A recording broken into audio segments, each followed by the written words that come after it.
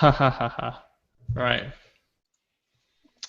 So, hello everyone, and welcome to Game Debate Live, your weekly fix for everything gaming news. I do tell a little lie because last week we weren't actually online, which is because after our 5 first weeks of doing episodes, we thought we'd take a bit of a week off to play Fallout 4 and to do anything else we'd normally do on a sort of a weekend.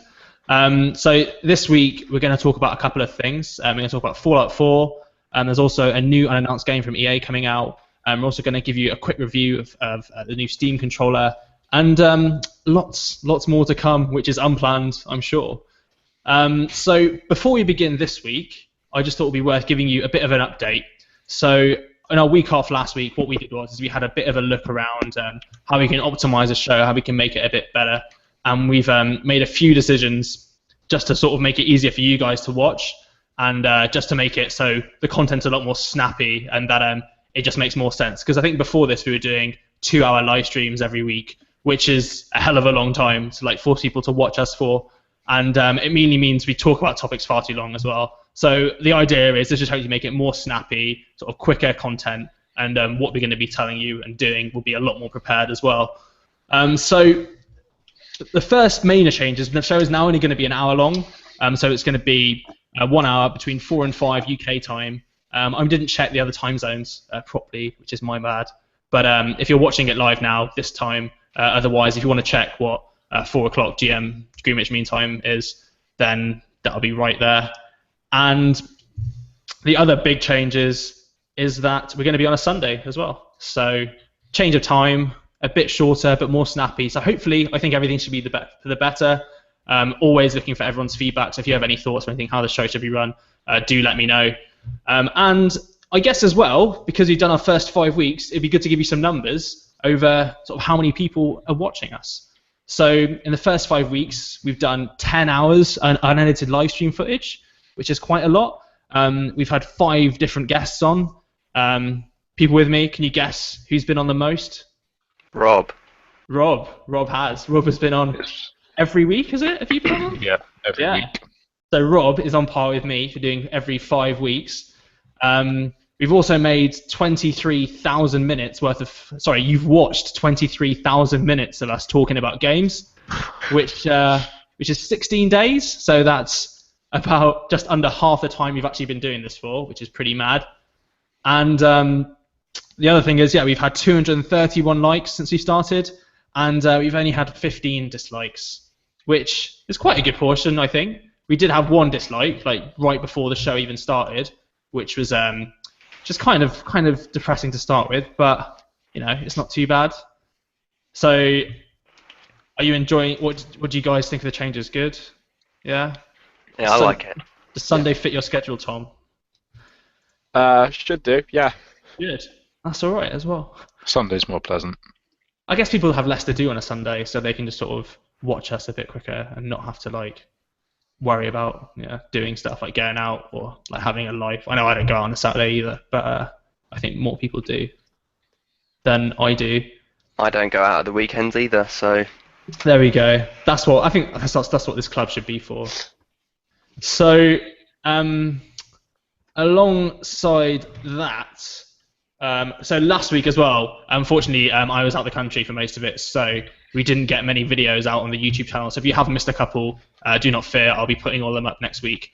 So we'll have a big video upload next week where we'll have all the videos from last week as well. Because we spoke about some quite interesting stuff, some stuff about destructible environments in games. So that will all go up. And everything we've done before, that'll be up next week alongside the content from this week. Cool. So Jack, you said, I think last week, you say that there was something about the destructible environments that you spoke to someone about from well, after our discussion where we sort of came to the idea that destructibility is cool and it opens up some new gameplay experiences, but in terms of narrative that it falls down. And one of my friends who's at university actually spoke to someone who worked at the studios making Crackdown 3. So I asked him to ask the guy if he thought that destructibility was an important future aspect of games. And he said yes, but the problem is that it can disrupt narrative. And I was like, oh, so we already knew everything, no worries. That's quite good, because I thought yeah, you can still limit it, so you don't have to destroy the narrative. But I guess it does a bit. Maybe. That's essentially what he said. He said, yeah, it's really cool. Obviously, that's why they're putting it in their game, and he thinks it's going to be seen more and more. In fact, there's rumours about Mass Effect having it now as well. But yeah, in terms of like strict narrative, you have to limit it, obviously. Cool.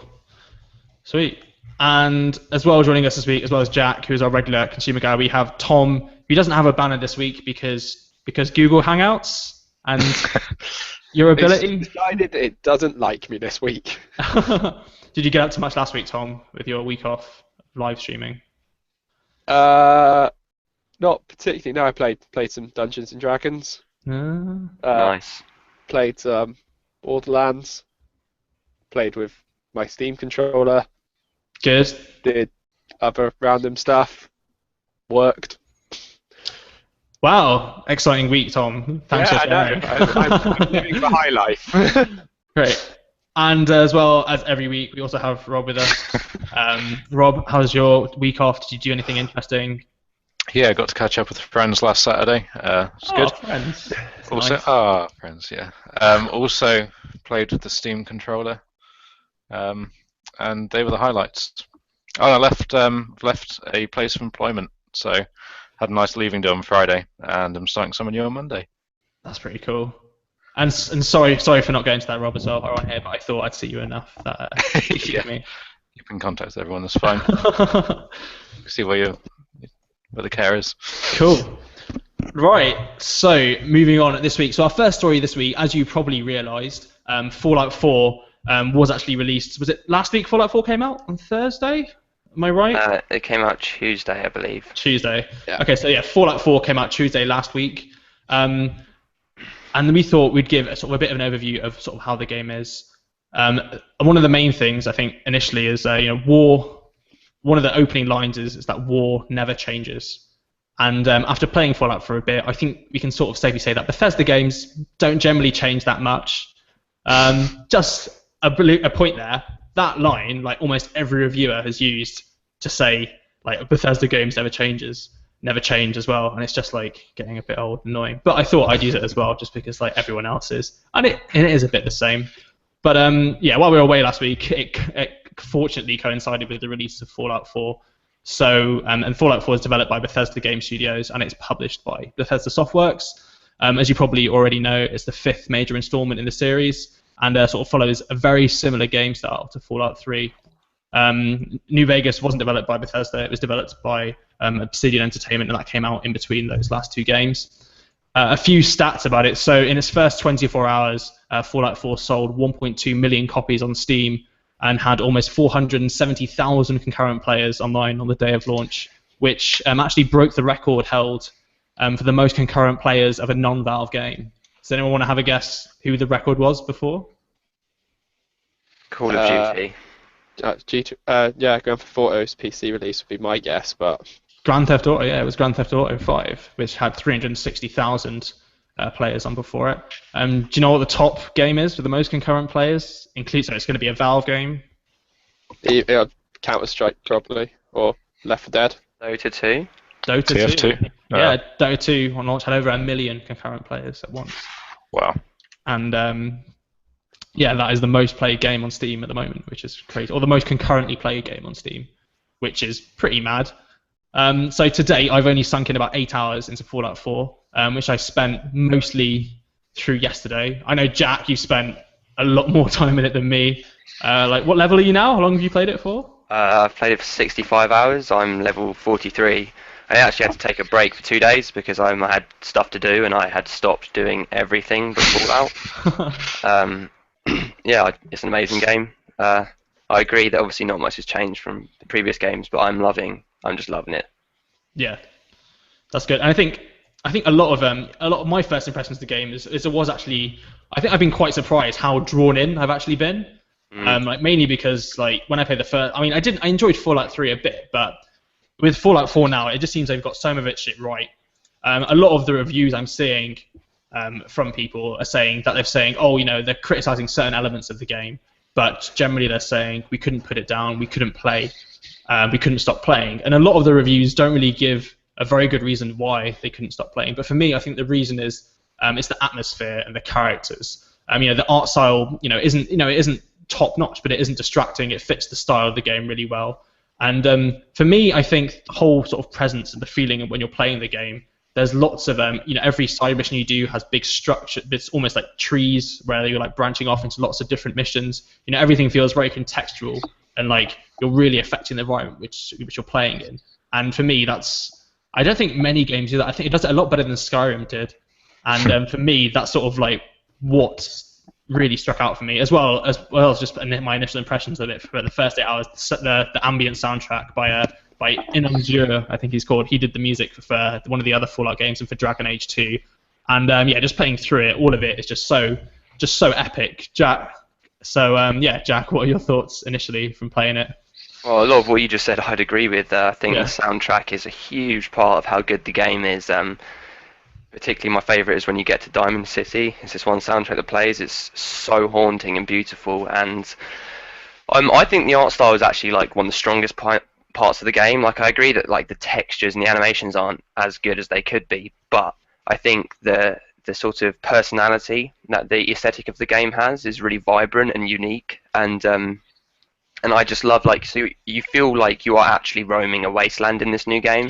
There's loads going on, and you have all these different weather effects and stuff which add all this sort of, it feels really different. So if you're in the fog and you can't see 10 feet in front of you, or if then there's like a radiation storm, and I love the sort of dark humour of it. I thought that's what Fallout's always nailed, is that he puts you in these awful, horrible situations and then somehow makes you laugh about it. There's this little robot who I met called, what was his name, Professor Goodfields or something? My best friend now. I know. Walks around saying, whoa. I think it's good because I really enjoyed the game. I think a lot of people are enjoying it. If you look at the chat now, so Casper GR is saying that he thinks Fallout 4 is lame, the most boring game he's played. A lot of people are saying that it's not that good of a game. And for me, I mean, after playing it now, I'm quite surprised by a lot of it. So Metacritic, from professional reviewers, gave this game a score of 85, but the average rating for players is actually only 5.3 out of 10, which is quite interesting. So out of that breakdown, you've got 639 positive reviews, 206 mixed reviews, and then 857 negative reviews.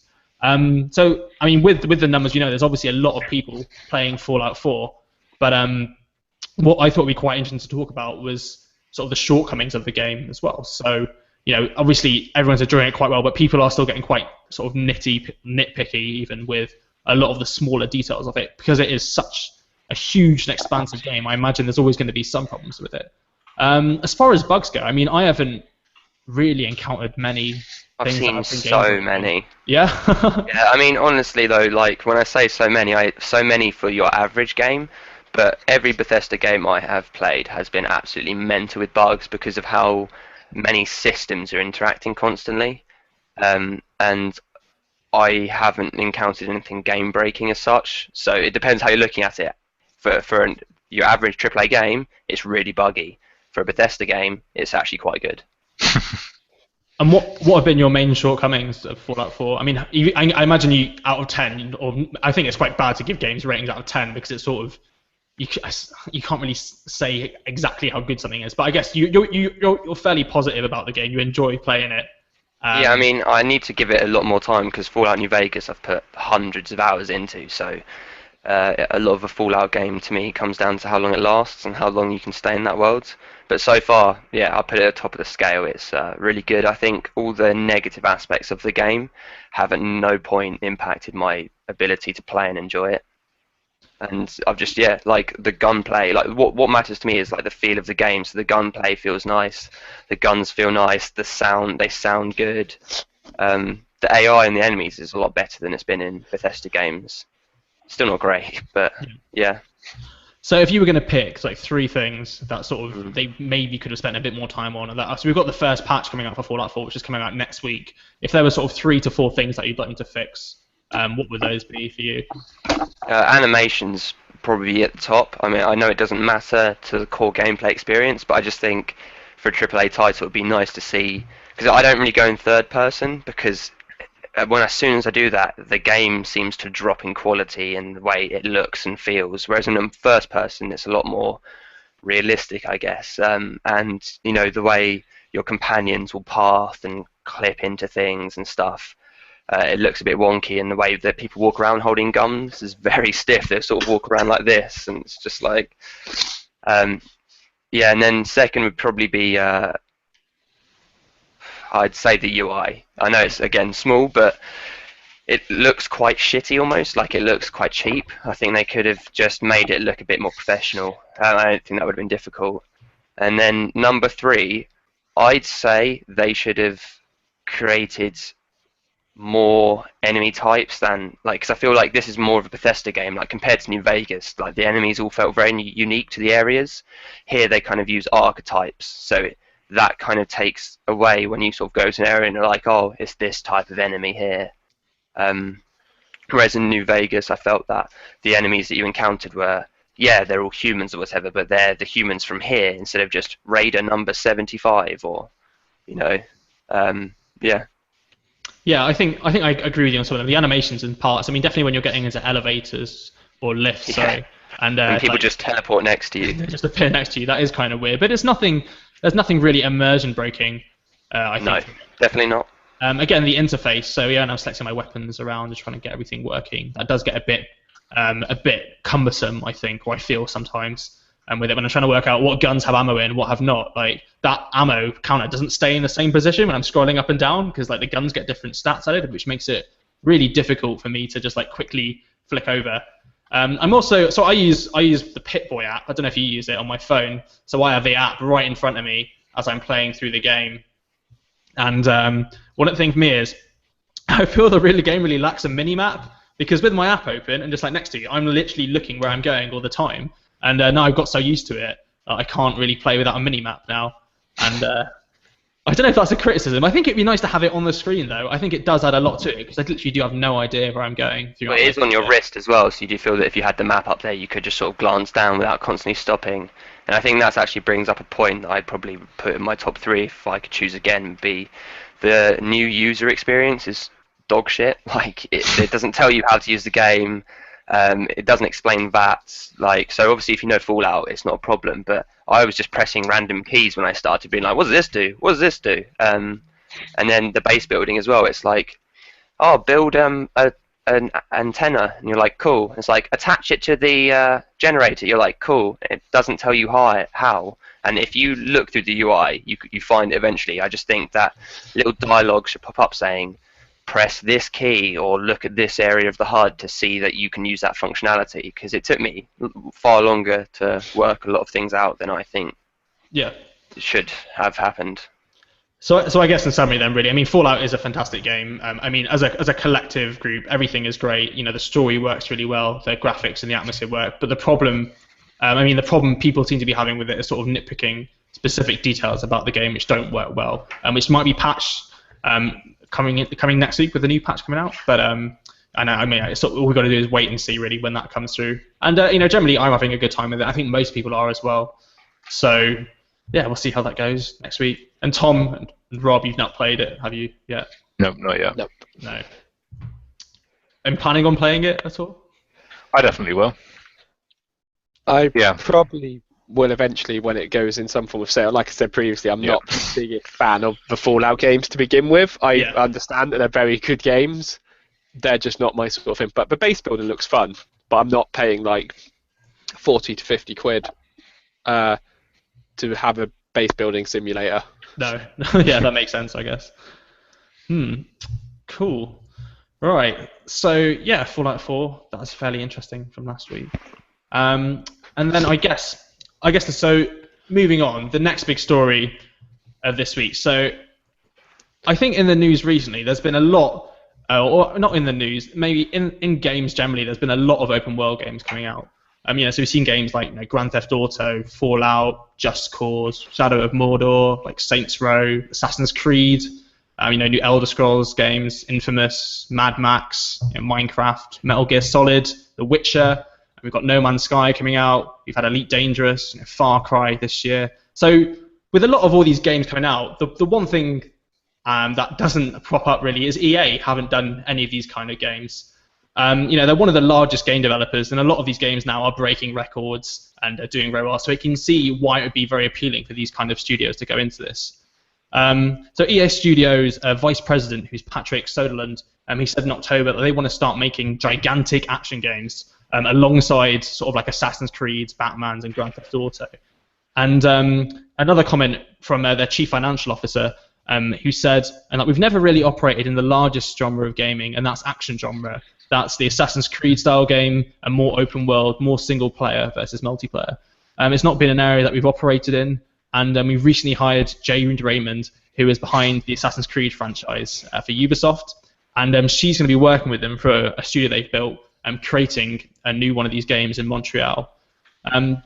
So you're probably thinking, who is Jade Raymond? So she was originally a managing director of Ubisoft Toronto, and she was a producer on the first Assassin's Creed, and she's also the executive producer on the second one.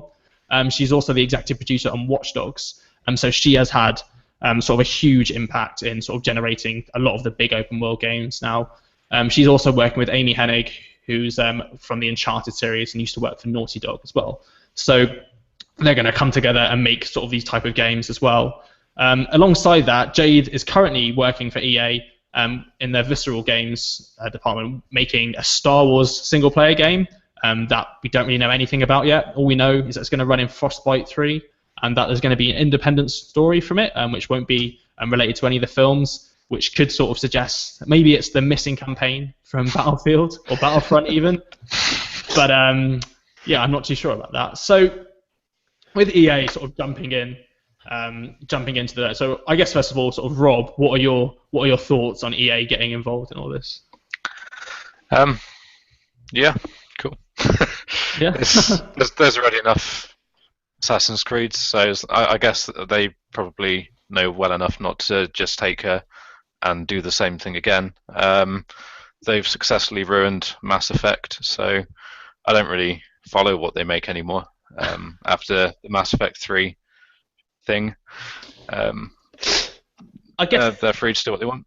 I guess it's nice to see that Jay she only worked on Assassin's Creed 1 and 2, so by the time it got to like wherever at now, like 12, 13, she's maybe taken a back seat from that, from just making the same games over and over again.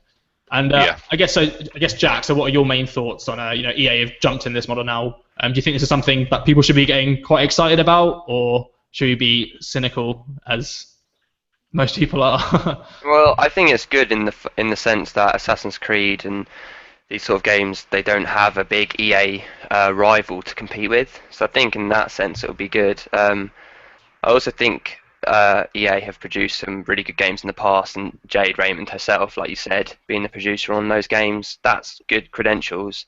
And she's also working with Amy Hennig, who is in charge of like the EA Star Wars stuff. And Star Wars 13 was like her. Star Wars 1313 was her baby, and that was supposed to be really cool. There was loads of hype around that. I was excited to play it. The demos they showed looked cool. So I think there's a huge market for an action-adventure game set in like a sci-fi world, quite dark maybe. And I think it's something to be excited for, honestly. I think that the EA have enough money to produce a good game, even if they don't want to advance necessarily the industry. I think I've always been of the mind that even big companies that produce shit can produce good games, and I think if this is the one area they would want to do that for PR, the film's coming out like it's a goldmine for them, so they'd be stupid to fuck it up. Yeah, and I think as well, like that's the same thing I take. Like Paranormal Activity films, when they come out, it's like the next one could be a good one because it's the right formula to make like a good scary thing, but you just never know where they're going to mess it up again. And I agree. Yeah, hopefully not this one. So Tom, obviously, I think Jack thinks there that there's going to be quite a big chance there's going to be like potentially a space-style game coming out for their sort of big launch title. As far as like open world games go, do you think there is like any unique takes on it that they could do, or sort of what would you like to see from like an EA open world game? I think Jack's right there with space. I think space sort of on these open worlds isn't the most explored sort of area for it. Things do tend to be a lot more based in either a fantasy history or sort of more of a modern day esque style. So I think space would be quite a good and new one for them to explore and use and build their story and stuff around that. Yeah, I think Jade as well. She did actually work on Watch Dogs as well. If anyone played that, which I played, I quite enjoyed. I thought it was terrible. What? It was alright. There was nothing to do. Well, you could get the giant spider and have like digital trips and stuff. That's pretty cool, I thought. Yeah, but it was also pointless. It was just running around and getting in cars and then getting out of them and then fighting 6 people and then it was like you did it. I like the way that you didn't actually have to go in buildings a lot of the time, and you could just sort of sit there and you just follow the cameras through and then decide how to take out people. Because you could hack stuff through cameras and stuff. And play the game even less by just watching random people. I thought they really tried to do it well, but I was gonna say I quite enjoyed the game. I quite enjoyed trying to find out how to complete like all the missions without ever firing a shot. Even going in the building, because most of the missions you can complete without being anywhere near the building, which I thought was quite a cool way of doing it. Where okay, you can get your big guns and go in, but like standing back, hacking a camera to hack another camera to hack a door to hack another camera, and work your way through this strategically, I thought myself was a lot of fun. Mm-hmm. I think, and I guess with that then, I mean, as a space open world, did anyone play Bounty Hunter when that was out on PlayStation 2 like years ago? What, the Star Wars? Yeah. Yeah. That was like almost open world, but no, it's different levels, wasn't it? But it felt there were some levels where you'd have to walk around, and you wouldn't be able to you'd have to find someone as well. That was sort of open worldy, but it wasn't proper open world, I think. But that was always one of the games I quite liked as well. There's not much you can do really with an open world. I mean, Rockstar did Red Dead Redemption, so that was pretty good. They haven't made another cowboy game yet, have they? No, Red Dead Redemption was the last one. Yeah. I believe there's rumours of a new one in development, but it's all rumours. They make another Red Dead Redemption, that'd be pretty cool. Yeah. Like I said, it is all rumours and stuff. There's not anything officially confirmed by them, as far as I'm aware. Is anyone here like a bit worried? I mean that because open world games, they're still fun. Do you think even if it wasn't the most original thing in the world, do you think there's a chance that this could just be like a really bad money-making kind of game, and they're just jumping in just for the hell of it? Or do you think there's a chance it could be quite bad, or that it's going to be? What are your thoughts? Do you think anyone? I think it could be pretty good. Okay, I know EA have this sort of habit of taking games and destroying them. To put it quite like, but yeah. I don't like it's got horribly destroying games that have done very well. Yeah, but I don't know. They seem to be all right with their own IPs. Yeah. So potentially, because this is their own IP, okay, it is probably very much a money maker. It's why they're jumping on this bandwagon of these action games are selling hugely at the moment. We need to get in on that and make our own. But it's their own IP, so potentially it means it might be all right. Yeah. We don't know it's going to be open world either. The Uncharted 4, this Uncharted series is an action series, really popular, and that's more narrative based than open world exploration. I know you can sort of go through the levels a bit differently, but most of the time it's sort of going down a pathway, so we don't know that it's going to fall into the trap of just standard open world games. And as it's a Star Wars game, you would expect there to be a strong narrative core. Yeah, and just to say as well, so isn't the Star Wars game that the Star Wars game is separate from the other open world games they're making, or so they're making 2 different games at the moment, I think. Ah, I see. No worries. But yeah, as well, to break it down a bit, like they've said more open world and more single player, which doesn't necessarily mean that it would be completely either of those. Yeah. So yeah, we've got an interesting look, or an interesting way to see like how that will go, and whether something good will come out. I hope EA pulls through. Hopefully, we don't really know though. You can never know with them, I guess. They've got to do it right a couple of times. Yeah. No, they'll probably try and wedge multiplayer into something that doesn't need or want multiplayer and charge you extra for it as much as possible. But just. I can't believe they've been working on another Star Wars single-player game for 2 years, and they've managed to rush out Battlefront in such a mess. Yeah. Like, what are they doing? They must have known for so long as well what they could have done. But they also knew they didn't need to do that because the fan base was there, just willing to throw money at whatever they made. So they did that. I think that's also remember the EA's biggest problem. That there is no sort of this. Oh, if we release a bad game, people won't buy it because it's kind of like, yeah, no, people will buy it, Yeah. whether the game's good or not. Whereas I think some other companies seem a bit more, is this a good game? Not, is this a good game and people will buy it? Yeah. Or are people only going to buy it because of it's us? I think, yeah. I mean, I haven't bought Star Wars yet, but that's because I'm awful at multiplayer games mainly, rather than just because it's really overpriced. But the price has scared me quite a bit, I think, with this one. So, yeah, we'll see how it goes. What's chat saying? People have faith in EA, but they're a bit worried. I think I'm the same as well. They must have need for speed. That's not what people are saying. People are saying they've got faith in the new girl, but Raymond. EA are going to fuck it up. Yeah, Jade Raymond, sorry. If she can make Assassin's Creed 1 and 2 were good, she doesn't really have that bad name to that bad game to her name, I think. So Assassin's Creed, like when it first came out, was like huge. Like there was no way to get past that. What it was doing was completely new. Mm. And yeah, she spearheaded that. Yeah. We got Dimebag Davey as well saying they chase profits, not great quality entertainment. I guess I can partly agree, but like all games have to be made to make a profit, or at some point they're a massive company, so yeah, they're a massive company, so yes, they've got to make their profits and effectively pay all their staff and to make money. But there's no reason you can't do that and make a good game.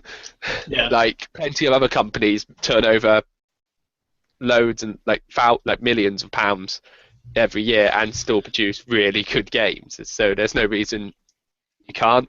And I guess on the flip though, something like Battlefront now, it does look a bit money grabbing maybe than like it felt that way too. Yeah. Cool. So yeah, EA open world game, Fallout open world game. I guess we should change the topic a tiny bit. So as well this week, the last 2 weeks. So Tom and Rob, you've been playing about with Steam controller and link systems, haven't you? Yeah. Yes. So how long have you had them for now? How long have you been trying them out? 2 weeks, week and a half, roughly. Yeah, something like that. Something along those lines. Yeah. So I think with game development, as you know, controllers have always been quite a touchy subject. So we had the Wii controllers come out, which everyone sort of liked, and we also had the Wii U remote, which generally had a bit of a different reaction. So PlayStation have also, tried with their PlayStation Move controllers, and generally a lot of the controllers we've been seeing developed over the last few years have mainly been about motion and moving around. Stuff like the Kinect has come out as well. For me, the problem with those kind of controllers is that to do really simple things like swing a sword, I've always thought controllers should get sort of more smaller and more precise movements, so you can do more by moving around less. I guess we're also seeing the Oculus controllers coming out now, which have one-to-one like hand and almost like finger tracking, which is like a step in the other direction. But for most typical gamers playing normal games, it can get. I think there hasn't been much innovation as far as the Xbox and PlayStation controllers have gone. So what Steam have released is sort of a highly customizable game controller that has a touch-based haptic feedback panel, and that integrates with Steam and SteamOS. The game is made to play most normal games alongside games that typically require a keyboard and mouse controls. They've also, as well, released the Steam Link device, which allows people to play with their computer, to stream games from their computer directly to a TV and play sort of in their living room. So I guess first of all then, so Tom, you played with the controller for a bit. What are your initial impressions of it? Is this something that gamers should buy? I will put it down to it entirely depends on what games you play, and I'm sure Rob will back me up on this. It is not good for fast-paced games. It's not good for games. To play something like in all fairness, nearly any first-person shooter, anything that requires you to do something fast, do not go for the Steam controller. It's like I've been playing it on since when I got it, was just literally trying out loads of different games to see how well it worked, and games that I found like Civ 5, XCOM, a lot of the like Telltale story adventures. Yeah. It works really, really well on. They're quite good because you don't necessarily have to instantly do something. However, when I was playing few first-person shooters, even like Borderlands and stuff like that with it, you can't turn fast. Yeah. So you kind of just end up being shot in the back while you spend 20 seconds turning around, at which point it's too late and you're dead. So when you say you can't turn and stuff, isn't the controller adjustable so you can move it? Why is it? What is it that's bad about the controller specifically for those games? You remember when you used to have those really crap mice and you would have to like drag it once and that'd be a quarter turn, and then you drag it twice and that'd be a half turn. It's kind of like that with a little pad. You have to flick it a whole way once, even if it's quite sensitive. That would be like a 45-degree turn. You got to flick it again to do the other 45 degrees turn round. So it's just, regardless of how customizable it is, it's not sensitive enough at some points, and there's just not enough space to really give you the full functionality, especially like Tom said in faster games. It's not workable. I think you just don't have the accuracy there as well that a joystick would provide. I mean, I don't know whether that's because I've only had it for a couple of weeks and I've had 18, 19 plus years of using a joystick, so it's just more that's what I prefer. But in my experience, you just don't, on a joystick you have so much more accuracy on where you want it and how far you want it, and the Steam controller kind of just seems a bit like, I want to go right. Yeah, cool. You're kind of now pointing at the sky in some random direction. Yeah. And it's the opposite way of where you want it to be. And also, it's got these. It feels a lot like an old Xbox controller as well, where it's quite chunky in places. It doesn't need to be chunky. So trying to get to the A, Y, X, and B in a quick reaction, the sort of handholds get in the way a bit. You can't quite go, oh, I need to press A instantly. You kind of have to lean over to do it. You got to lean over. They're the tiniest buttons I've ever seen on a control pad, and they've got this funny thing at the back, which is also a button, which is ultra sensitive. So as you're arcing around the control pad to find one of these minuscule buttons, you can quite often just slightly touch the back button thing they've added, which will trigger something that you really didn't want to happen in the game. If you've got it mapped to throw a grenade, then you're going to throw a grenade at your foot. It's just, the whole experience has been painful on every game that I've tried it on now. It's not worth it. Yeah, it does have the like back flappy panel controllers, which I know some people really like for first-person shooters and stuff like that, and I know a lot of professional first-person shooter like players that use controllers do use them, but for the majority of games they are a bit not really required. I mean, like I said, it's great for turn-based games, and it's great for narrative-based, like slower narrative-based games, where you don't have to do anything quick. You can just sit back and do it at your own pace, effectively, and it doesn't have to be pinpoint accuracy because you have that time to adjust. But yeah, I mean, I've got both a Steam controller and a Xbox controller now at home, and depending on which game I'm playing, very, very determines on which one I plug in. So what games have you played using it that have been quite good using the Steam controller? Like I said, I played XCOM using it, and it's really good for XCOM. Civ 5, it's really good for. I've been playing the Game of Thrones Telltale Adventure as well, and again, it's very good for that. See, I've tried it on XCOM now since you mentioned that, Tom, and I wouldn't say it's bad on XCOM, but it doesn't. I think the way they were selling it is that it feels like a void in the market that's not been hit by other controllers, and I don't think that void actually exists now that I've tried it. A mouse and keyboard is still perfectly good for XCOM. Yeah, I mean, it doesn't make it a better experience.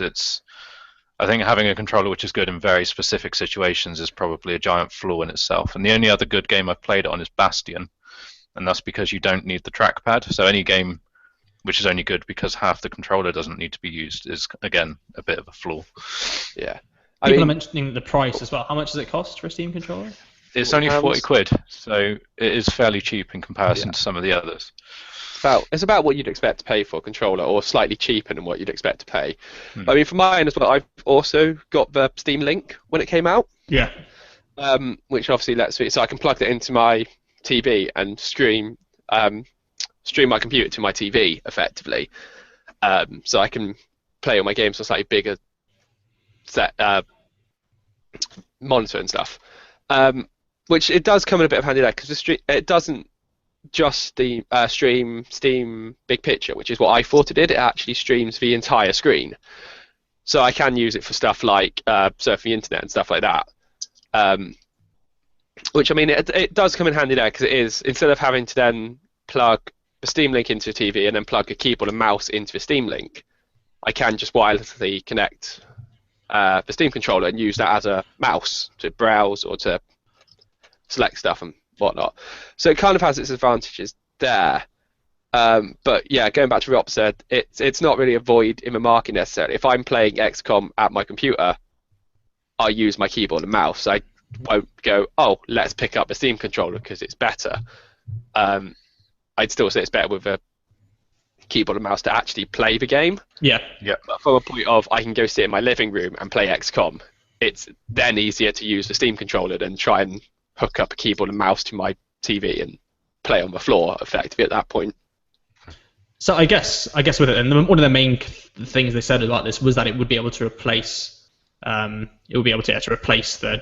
keyboard and mouse for most games. And I guess to a point it does that job well. I mean, it's quite a difficult thing to do.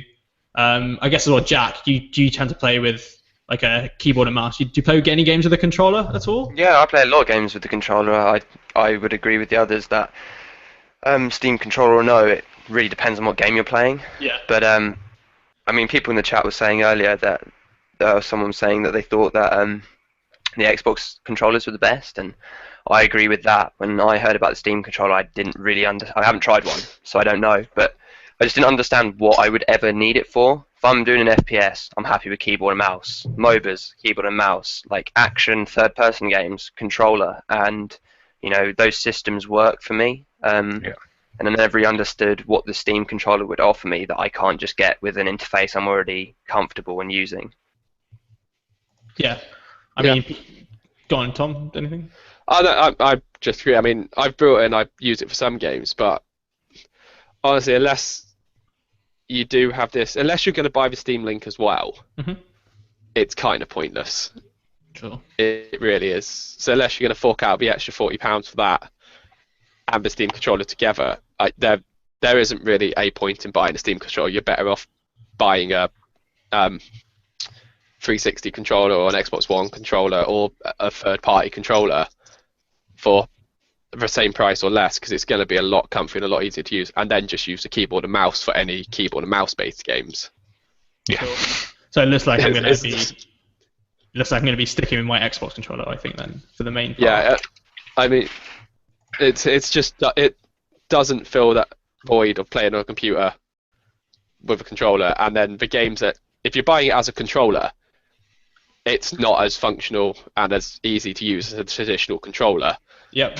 And if you're buying it for the keyboard and mouse functionality, you may as well use a keyboard and mouse unless you're playing remotely. No, that makes sense. Oh, Valve and their over-promising of controllers that actually work and do well when really we're getting the same old. Well, something that doesn't even work well with stuff. But, I guess they're innovating. Early days, first controller, they're still trying to get their hardware done, so we'll see how that comes across. So, moving on, we've also... One of the things we don't really talk about that much, and what people probably aren't aware of, is that with game development, there's also quite an important time, which is your release window. So, as customers, you probably don't think about it too much. As we get towards Christmas, there's a lot of games coming out. At the moment, it's very overrun with games. And, developers and publishers, they have deadlines to meet. So, typically when a game's a month or a couple of months away from being launched, there's a big marketing plan with it to make sure that everything releases and it's all coincide in time. That being said, there was a bit of a weird anomaly that happened last week, when Fallout 4 was released. So on the same day that Fallout 4 was released, quietly, the new Tomb Raider title came out as well. I must specify here that it came out just for Xbox One. But as far as I'm aware, they I didn't really hear much about it. I'm waiting for it on PC next year, but they released it on the same day as Fallout, which is quite strange, and I can't really see why they would do that. And because of that, they've also really limited or really sold a lot less retail units on Xbox than they did for the last game, which came out in 2013. So in 2013, they actually had 3 times as many, and that was only 2 years ago, and they sold 180,000 copies in the first day, while this year they've only sold 63,000 copies. So, I mean, they're not particularly, these people making the decisions of when they're releasing things. I mean, the game was announced as an Xbox exclusive, which is fine. I mean, we have to wait until Q1 next year before we see it on PC, and it's going to be Q4 of next year when you'll actually see it coming out on on a PlayStation as well. So for me, I've sort of been thinking, like, why would they release it on this day, and why wouldn't there be that much marketing around it when it's around a game like Fallout 4? So the 3 people involved in making this kind of decision, so it mainly would have been potentially developers, so Crystal Dynamics, the developers of it. So, I imagine they want to get it. I mean, they probably wouldn't have as much say as a release date as the publisher, but they want it to be out, they want it to be advertised. So the publisher is also Square Enix. So Square Enix would have had quite a bit of, they would have had quite a bit of say of when it was coming out. But I think the main people who would have said this would have been Microsoft's. So obviously Microsoft are making a bit of an Xbox exclusive, and it just seems really weird that they've chosen to release it on the same day as Fallout, with clearly a decrease in sales than they had the last time they released it on Xbox. And I just can't really get my head around why they do it. I guess there's a couple of reasons. So I guess from first point, from sort of Tom, your perspective, like how important a release window is, and can you see sort of any underlying logic or reasoning behind the decision for releasing it then? Honestly, like, release windows are one of the most, like, for media in general, it's very important. You look at films and you look at music and games alongside. You don't release 2 massive things at the same day. Films do it all the time. If 2 films are scheduled to release on the same day, one of them will shift it back a week or 2 weeks or something like that. So they got everyone wanting to go watch it. Same with music. Like, if the next big CD's coming out and someone's released it on the same day, or even singles, you push it back a week, you push it back a couple of days, something like that. So you get everyone talking about it that week. And games generally do the same. You don't normally get 2 massive titles on the same day. You normally space them out. I can see they're trying to get it in before Christmas to get all the Christmas sales and to get everything like that sorted. But there's another 4 weeks between now and Christmas. There's 4 weeks before Fallout 4 came out that you could have released it for the Christmas rush, effectively. And to my knowledge, there's not a hell of a lot of big titles coming out between now and Christmas. They're all sort of out now. I think there might be 1 or 2. But there's plenty of time to launch it then. It just seems like a really backwards decision that they've made, to be honest. I mean, it must be a mistake. So just to put it in perspective as well, so the game isn't a bad game according to the critics as well. So on Metacritic now, it gets an average user score of 8.1. Metacritic give it an 86. Overwhelmingly positive. The last game I really, really enjoyed. So I mean, it's not necessarily a bad game, but I mean, it has to be Microsoft or someone like who's. I mean, I don't understand what the interests, whose interests could lie within releasing the game at that specific date and that time, and like, yeah, I just can't make sense of it. Jack, have you got any sort of thoughts on it? I mean, can you think of anyone who's to gain from releasing it on that date, or why they wouldn't, or why no one would have stepped in? Or well, then the thing like you is, I think that maybe Microsoft helped fund development or something. That's the only reason that it's like coming out now on their console and then on their operating system and then way later on Sony. But I think the numbers are kind of misleading though. So if we're saying Tomb Raider, this one has sold 63,000 copies, and that's only on Xbox One, and that's at the same time as Fallout 4 being released, and that's with like barely any marketing, and that's pretty much just a third of what it made on the last game, and it's only come out on a third of the platforms it's out on. And I know that a lot of people I know played on PC. I know a lot of people have PS4s, and so I wonder if maybe it's just a way to get free extra marketing just by people knowing it exists and hearing that it did well on the Xbox, maybe.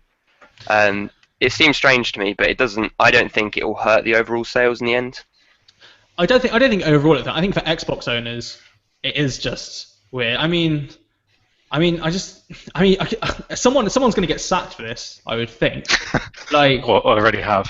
or they already have. I mean, but why wouldn't you delay it? Why wouldn't you push it back? I mean, I didn't see any marketing for it. I mean, Rob, is this something that you've played before, or? I've lost interest in the Tomb Raider games since they added all the QuickTime events in, but I've sort of. That's a harsh assessment. No, it's not. When the first quarter of an hour of the game is just a different variation of 4 or 5 different QuickTime events. But I have kept an eye on them to see what they're doing. I was quite amused to go into game on the day that it came out, and the girl behind the till was wearing a Lara Croft outfit with all the blood down her arm and on her face. And the woman in front of me actually got to the till and went, I'm really sorry, I've got to ask, why are you dressed like that? No one else has anything on. And the girl just went, I just wanted to remind people that Tomb Raider's out. And the woman was like, oh, is that out today? Oh yeah, I can see the boxes behind the till now. It's like, it's not only did they release it on a bad day, they didn't even market it. People, I don't think, were aware that another Tomb Raider game was even on the horizon. It's almost as though, I kind of hope they are a little bit ashamed that they're not just holding it back, but they're holding it back for a year, which is probably one of the biggest gaps I've seen. And I personally hope that it does so badly that it just kind of starts opening developers' eyes that you can't keep doing that. You cannot keep punishing the people who didn't buy the console that you're holding it back from. Yeah. It's a bad sales tactic, I think, for developers and publishers. They need to kind of learn that. I think the problem there, though, is it's going to be Microsoft incentivizing that, isn't it? It's going to be them saying, well, we'll give you this much, and then you won't get it. I mean, it still doesn't make sense why they release it on the same day as Fallout, though. Like, it might. I said it as a sort of a comical thing to begin with, but maybe it's to like hide it now, since it's only coming out on one console for a year, and then do a proper release when it comes out on everything else. Yeah. I said that in a funny way to begin with, but I'm now starting to wonder, is that what they're doing? Is it like, are they actually ashamed to a point where like, maybe if we can get away with this and get people to actually focus on it when it comes out on everything else? But I don't know. Or it could have just been a really, really stupid oversight.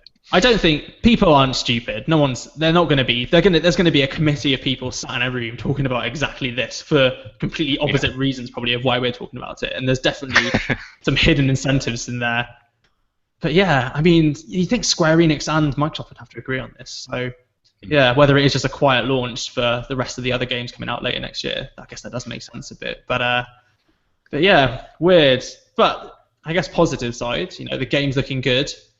It's it's getting good reviews. I'm looking forward to it a bit. I really enjoyed the last one. I thought it was really good. I mean, I do agree though. I think that the game has lost, like, the tomb raiding. The name of the fucking game was the worst part of the game. It's like, go in here and do one puzzle. And it's like, I remember when I was a kid and I played Tomb Raider 1. I remember you get to this room and there's just walls and it's just like, yeah, deal with this motherfucker. That's a puzzle. Like, and this game's like, oh, the shiny bits, you can do it.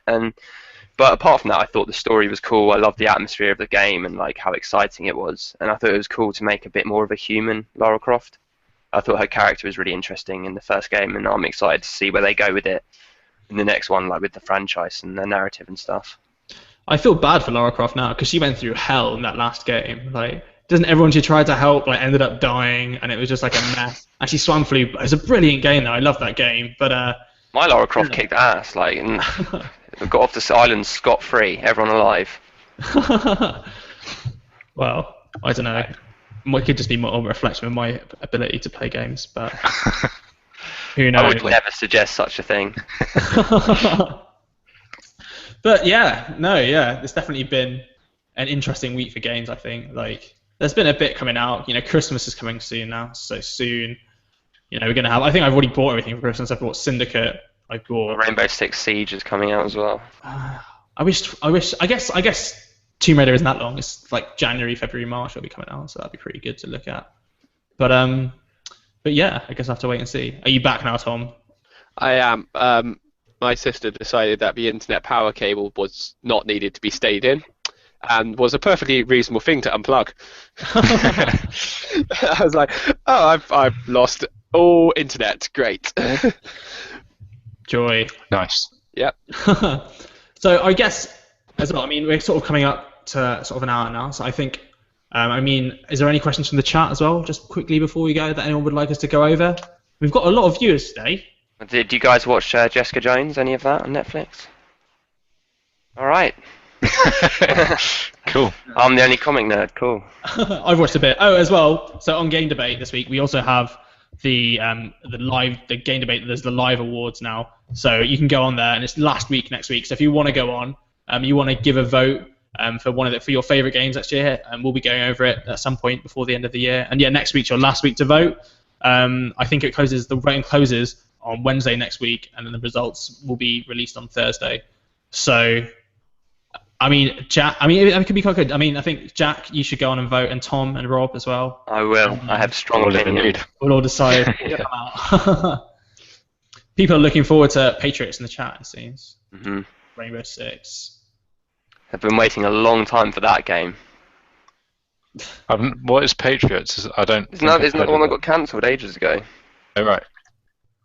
I don't know. Is that still in production? I thought that got. It says cancelled. Benched. Yeah. You saw Siege is like just.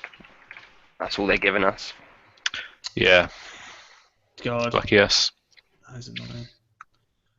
Cool. Well, thanks to everyone for watching. So this has been episode 6 of Game Debate Live. We have been. I think today went all right. I think we've had quite a bulk in viewers today, which has been quite good.